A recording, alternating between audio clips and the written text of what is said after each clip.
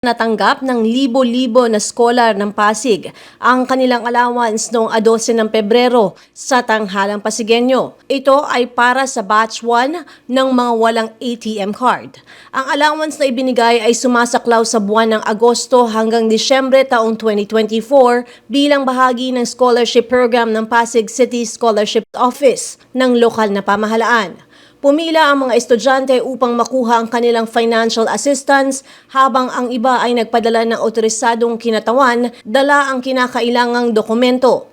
Ayon sa ilang scholar, malaking tulong ang natanggap nila allowance para sa kanilang gastusin sa eskwela. Simula pa po ng first year din po. Based on grades din po, tsaka sa may limit din po yung family income po din po nila. Kumuha po kami ng scholar allowance po. 11K po. August to December po. Nag-post po sila from kahapon pa po na dito daw po sa Tanghalang Pasigueño from 9 to 3 daw po magaganap po yung pagkuha po ng scholar.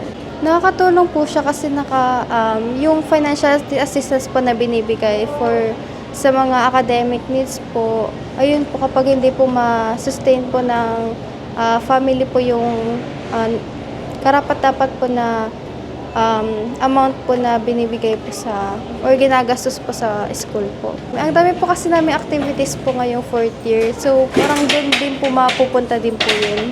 Thank you po sobra kasi sobrang nakatulong po yung scholar po sa aming mga students po, lalo na sa mga college po. Dahil nakakapag-gastos po kami ng mga needs po namin. Samantala, inanunsyo na din ng Scholarship Office ang schedule kung kailan maaaring makuha ng iba pang scholar ang kanilang allowance. Para sa karagdagang impormasyon at iba pang update tungkol sa scholarship program, maaaring bisitahin ang opisyal na Pasig City Scholarship Office Facebook page. Ako si Luan Peñano para sa latest ng iNews Pasig.